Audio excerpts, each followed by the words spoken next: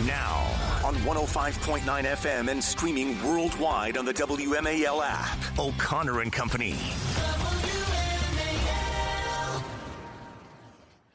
It is 5:06. It's O'Connor and Company. Thanks for tuning in on our Tuesday, April 15th. We know what April 15th means. We don't have to say it. Do we have to say it out loud? Do we? The only question I have is, are you getting your money's worth? Do you feel like you're getting good value for your tax dollar? Just ask yourself that as you send off your returns. Coming up at 7:05, Stephanie Lundquist, Aurora, Fairfax mom, the latest on Fairfax schools. In fact, she has an op-ed at the town hall.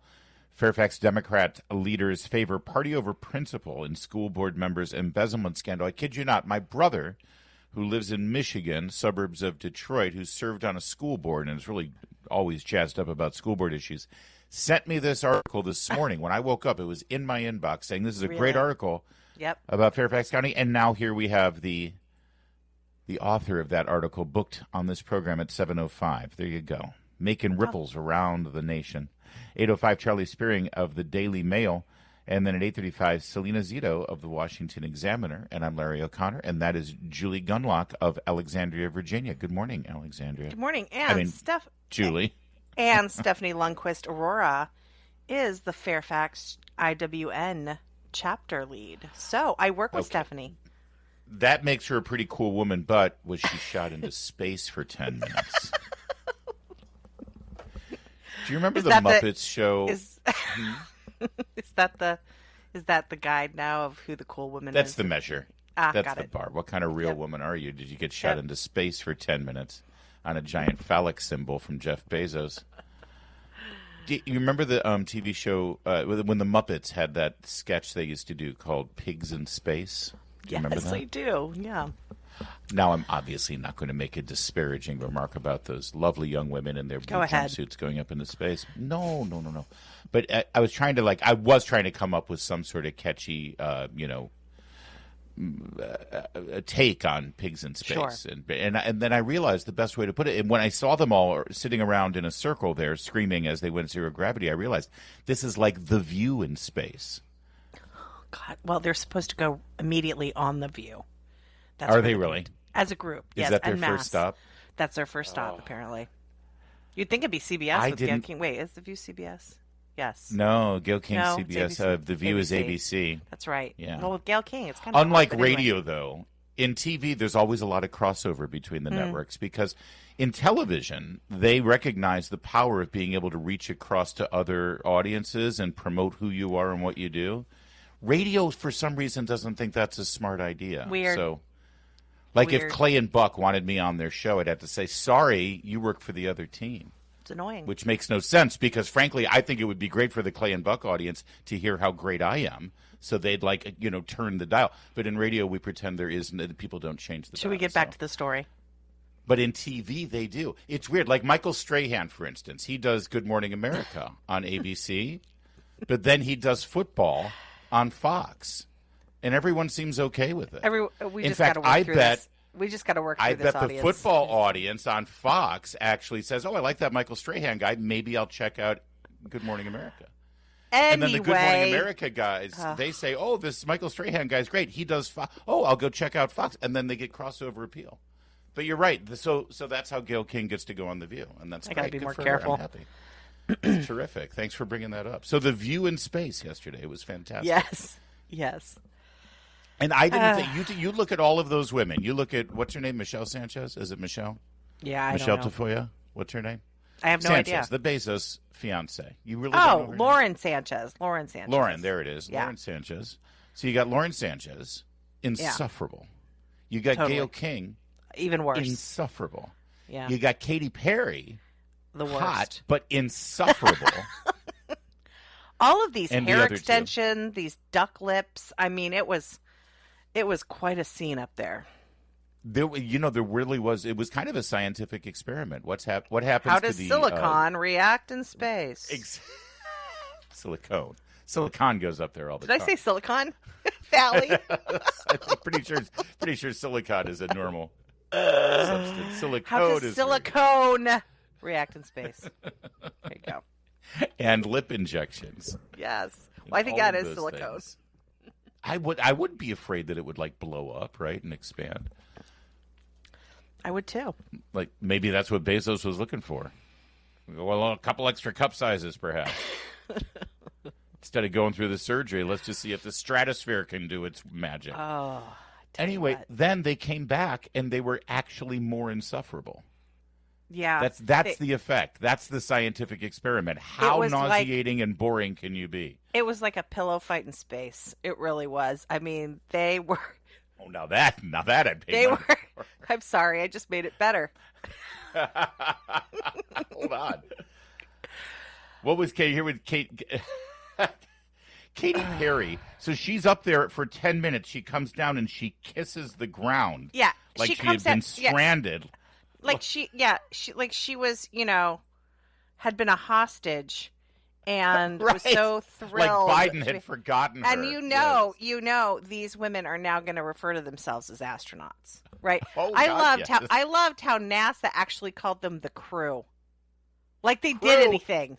Like they did anything. Cargo. They were cargo. Annoying, loud, giggly cargo. Right here. It is the highest high, and it is surrender to the unknown, trust, and this whole journey is not just about going to space. It's the training, it's the team, it's the whole thing. I couldn't recommend this experience more. This is like up there with all the, different tools that I've learned in my life, from meditation to the Huffman process. This is up there because the Huffman process. That's honest like that's the culty seminar thing they do. Yes, I know. I love this. So like if you know a billionaire, you should really get them. So Bezos, unlike Bezos is trying to attract tourism. He wants to make money off space tourism. So in a way, this was actually a brilliant move. It really was. It's like, if these nincompoops can do it, anybody can do it. True. So I think that's what part of this the untold message is. But did you hear the training? It wasn't just the training. So I did some research on the training. They never specified how many hours or days the training was, but here was the breakdown of the training. Number 1, fitting for flight suits. I kid you not, that was number 1. Number 1 was the wardrobe department. Number 1, ensuring proper gear for the journey. Number 2, capsule familiarization. Yeah. So in other words, sort of like you'll sit here. Yeah, nice tour. This is your seat. This is how the seatbelt works. Touch it's anything. Like yeah. You probably get more training before you take a basic flight out of Reagan Airport. No, exactly. No, exactly. Here, if the oxygen mask should drop, it is more complicated to sit in the exit row of an airplane. Yes. Capsule familiarization, learning the layout of the capsule, including seat assignments, camera locations, and oxygen mask placement. All right. Number locations. 3, safety. This is the training that's been broken down. Yeah. Safety protocols, covering emergency procedures and how to respond to ground control. And number 4, zero gravity orientation, preparing for the brief period of weightlessness. That's it. That was their training. But Katy Perry's like, oh, it's all about the training, and then she goes on to say this. what you're doing is you're like really finding the love for yourself, because you got to trust in yourself. Oh, thank God. Because one thing I would say about Katy Perry is that she didn't love herself nearly enough up until this point. Narcissists She's really had a really narcissists. This is unbelievable. Of esteem. This journey, and then you're feeling the love when you come down, for sure, and you're feeling that strength. So I feel really connected to that strong divine feminine right now. She felt connected to the strong divine feminine. Who's going to tell her that the rocket was actually shaped like a giant penis? This was the biggest phallic. There is nothing more male than the actual projectile that she strapped herself into, and now she's feeling that strong divine feminine. Oh, I didn't think she could be worse. But she is. All of them. I mean, and also the way they emerged from the capsule. If you saw, triumphant, fists in the air. Katy Perry came out, then kissed the ground. It was really as if they had accomplished it. Again, it was like they were either freed hostages, or as if they had accomplished some sort of, a goal after a lifetime of training. really kind of Gail cringe. Gail King had something important to say. To me, it's such a reminder about how we need to do better, be better. Really? Do better, be better human beings. There you go. As our friend Stephen Miller, not the one who works in the White House, but the media analyst said, space-traveling celebrities will be a whole new level of smug, once thought impossible to achieve. But now we got it. And if there was ever a reason to dislike Jeff Bezos more, you've got it. This is all Bezos' fault, just so he could have 10 minutes of peace and quiet. Fine, go to space, Lauren. Take your girlfriends with you. Just stop bothering me. It's 5:15. Jeff Bezos, bald billionaire with a rocket fetish, pulled off an amazing stunt yesterday. It was half rom-com, half Buck Rogers. He chucked his fiancée, Lauren Sanchez, and then her posse of pals, including Katy Perry, Gayle King, Aisha Bowie. No idea. Who is that? No idea. No idea. Activist Amanda Wynn. Because they had to, we got to find an Asian woman. Seriously, right. it was exactly. like a Benetton ad. Yeah, totally. Yeah. And then there was a representative from Blue Origin, which is the rocket company, who I guess she was the trained grown-up in the room. Wow. But Carrie Ann Flynn. They went 50 miles due straight up to tickle the edge of space. They encountered weightlessness, giggling, and they probably screaming. Took some selfies up there, showing everyone the Earth's curvature. It was The Right Stuff meets The View. Yes, and that's a good way to put it. Amazing thing to behold. It really was. Yes. And some of us were Daily really Mail. hoping for a fireball. No, wasn't that. We did. We gave you a preview of this yesterday, and we were making some jokes about it. And then I realized after the show, what if, God forbid, there's some disaster? Well, and this no, whole thing, we're kidding. And we don't joking really want about that. It. Kind of. No, we did not. This is a legit. I thought this was like the Babylon Bee or the Free Beacon. This is literally the headline from Daily Mail.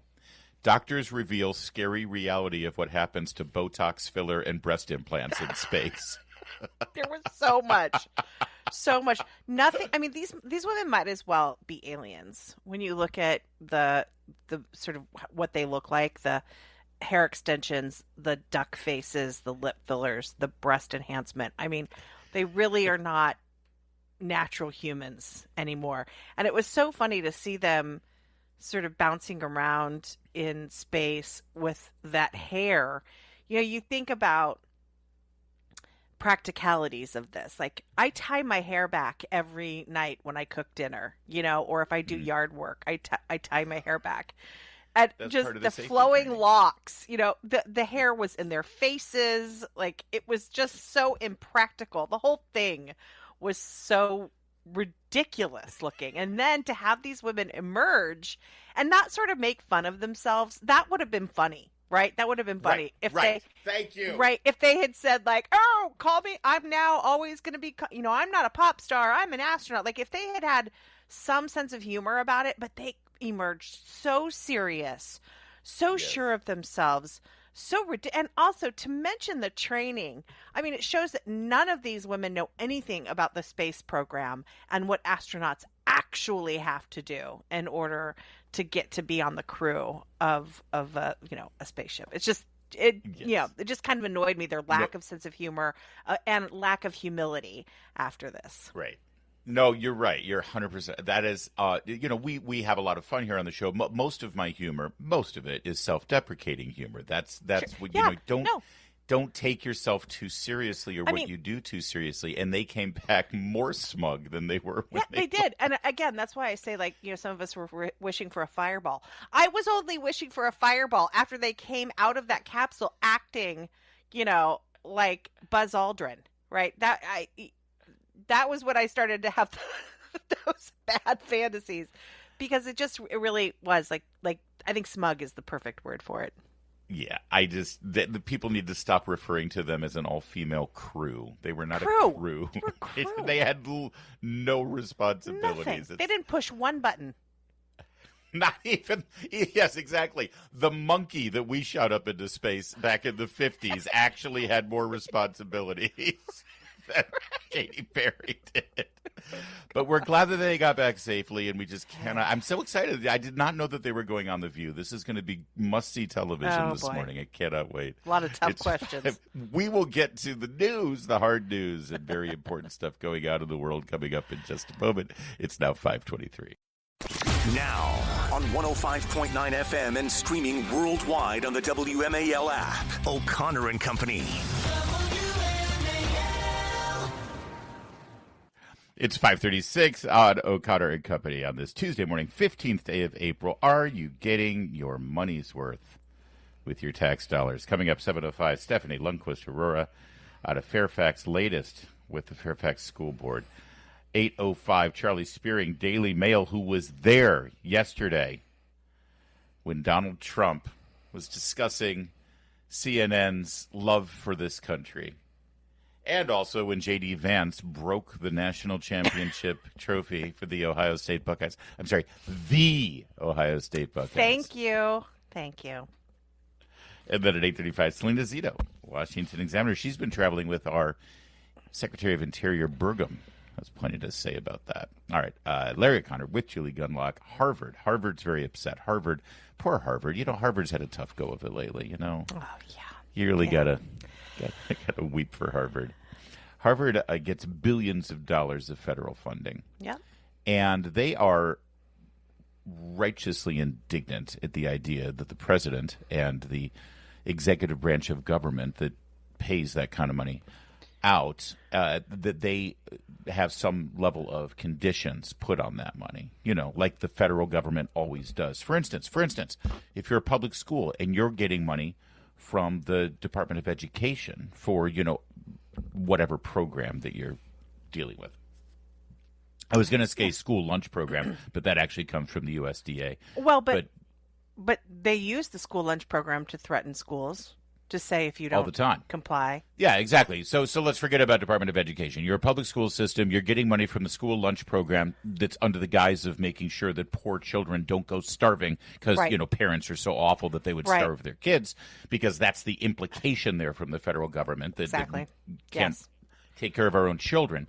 But if you dare to have a separate boys' room and girls' room and not allow the sexes to mix for gender identity, they'll cut that funding for you in a second, at least back when Joe Biden was president of the United States. That's just one small example. If you don't want to adopt their school curriculum with CRT and Black Lives Matter and all the other things that get laden into it. Restorative justice was another example. No real discipline, just sit around in a circle and talk about it. Yeah. Right. Oh, I'm sorry. If you threaten to kill your classmates, let's hold hands and discuss your feelings. That's restorative justice. And discuss why the classmate's annoying, not that the kid is threatening.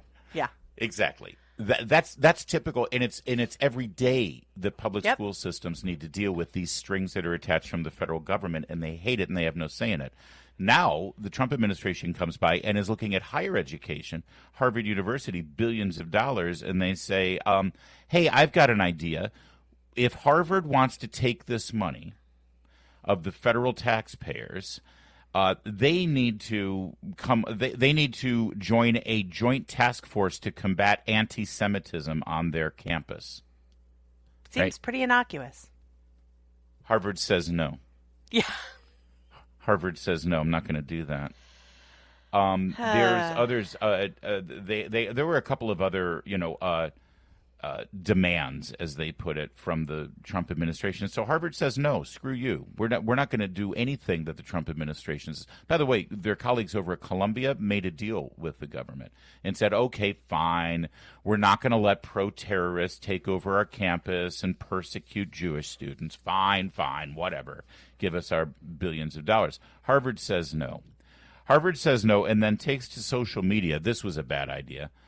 Took to the X platform and said no government, regardless of which party is in power, should dictate what private universities can teach, whom they can admit and hire, and which areas of study and inquiry they can pursue. That's from the president of Harvard, Alan Garber. The responses were beautiful, by the way, as you can imagine.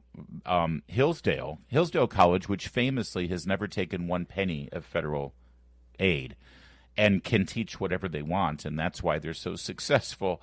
Hillsdale responded on X platform and said, hey, there is another way. Don't take taxpayer money. I mean, if they want to stand on their principles and do whatever they want, that's great. Don't ask me to pay for it. That's exactly right. And what was so gross was Barack Obama, former President Barack Obama, got up there and defended Harvard, saying that they set an example for other higher ed institutions. You mentioned Hillsdale. Mark Hemingway made this excellent point on X. He said when Obama was president, the feds sued Hillsdale College, which takes zero federal dollars, to force Title IX compliance, arguing that merely being tax exempt means you are subject to federal control. So, I mean, the hypocrisy of Barack Obama, right? To say like, oh, they've defied, any federal strings attached when they sued a college that didn't take tax dollars. I mean, wild.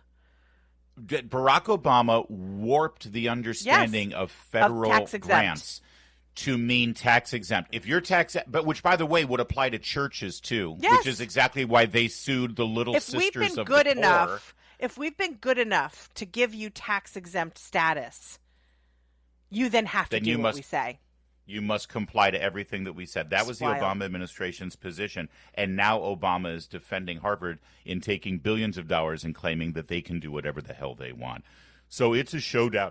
And by the way, you don't have to be the president of the Harvard Law Review, which I'm told Barack Obama allegedly was, to understand the constitutional rights here and constitutional jurisdictions. It's like the Trump administration is begging these people to sue them. Let's go then. Let's take it.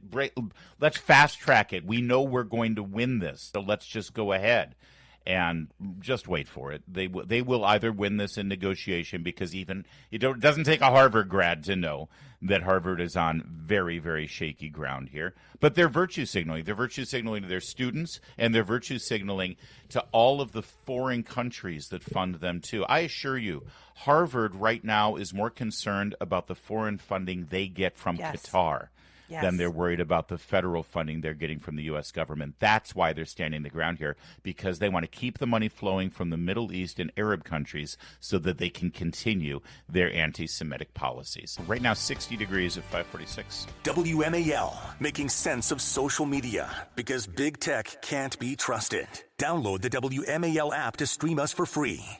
A lot of talk yesterday about a Maryland man. The president of El Salvador was in town, so everyone was talking about that Maryland man. You know which Maryland man I'm talking about, right? Just a dad. He's gone from dad to Maryland man. Not the hardworking, tax-paying, upright citizens of Maryland who listen to our program every day. No, the only Maryland man that Chris Van Hollen, the senator of Maryland, actually seems to care about is a guy who was born in El Salvador, came to this country illegally, consorted with MS-13, and has now been sent back due to a lawful ruling from an immigration judge. News agencies continue to do this Maryland man thing with him. Maryland. I sure hope that our news department is no longer doing that. They did at the beginning as well. I hope they got the memo. We'll have plenty to say about this. It was a top major issue in the White House yesterday as Caitlin Collins decided to raise the question in the Oval Office, and it was a glorious pile-on with her from Pam Bondi, from Stephen Miller, from Marco Rubio, and finally the president himself. We'll get to that, but we would like to pause for a moment instead of focusing on the poor, distraught family of the Maryland man and remind you of a Maryland woman. A Maryland mother, to be exact. Her name is Rachel Morin.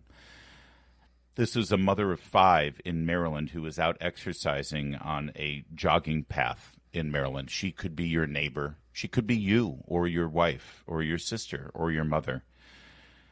And then she was abducted, she was assaulted, she was kidnapped, she was raped, and she was murdered.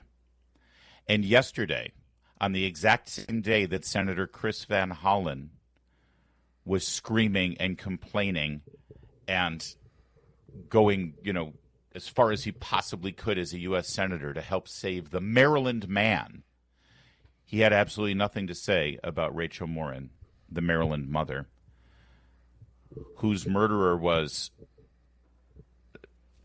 convicted yesterday of all of those crimes. His name is Victoria Martinez. Why don't we refer to him as a Maryland man, by the way? Right. Why doesn't the media refer to Victor Martinez Hernandez, the illegal immigrant from Venezuela who abducted, assaulted, kidnapped, and raped Rachel Morin? Why isn't he a Maryland man? He was in Maryland. He was living in Maryland at the time. He's just as much a Maryland man as anybody else, I guess. That's right. That's right. Well, if the media talks about him at all, they may refer to him as a migrant. But finally, some level of justice was delivered to Victor Martinez Hernandez, the 34-year-old, Salvadoran national, who has ties to MS-13. Not too different than the celebrated Maryland man who is now back home in his country, El Salvador. He was convicted of first-degree murder, first-degree rape, third-degree assault, sexual assault, and kidnapping. The jury deliberated less than an hour. The defense rested after 10 minutes. The trial itself lasted about 2 weeks, and now the family of Rachel Morin in Maryland can actually feel some sense of justice.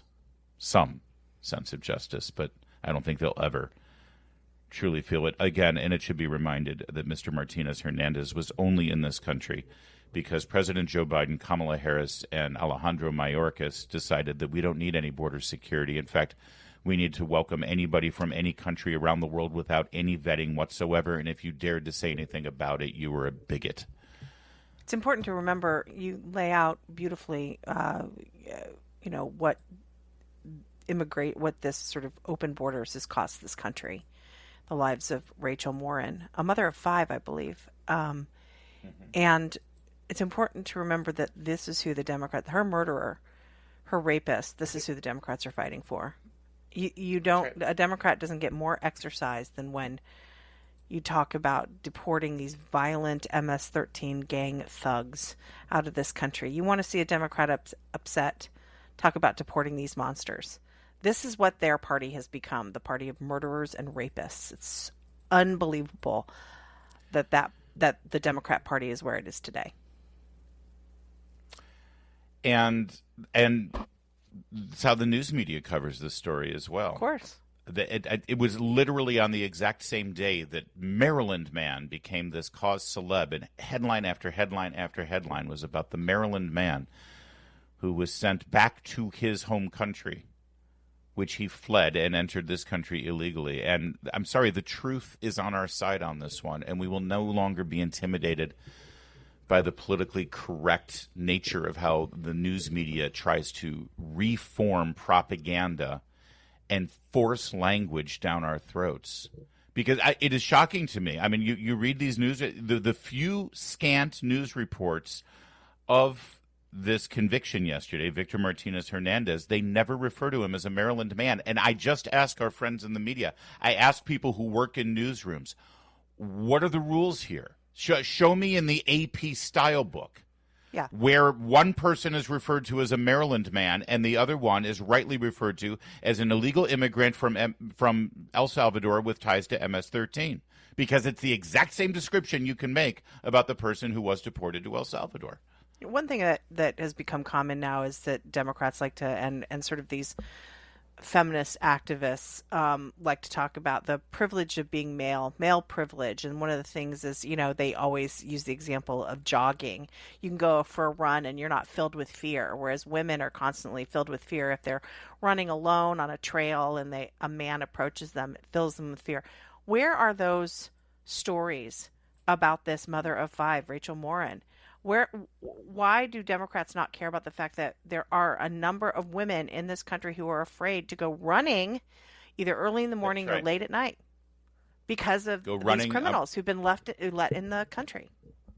Running on the Ma and Pa Heritage Trail just outside her home in Bel Air, and then she was abducted and never seen again. And now we have 5 little children who will not grow up with their mother because of a Maryland man who's now been convicted. It's 5:53. Coming up, the Ohio State University Buckeyes were at the White House to celebrate their national championship, and we had a fumble. We'll tell you all about it next.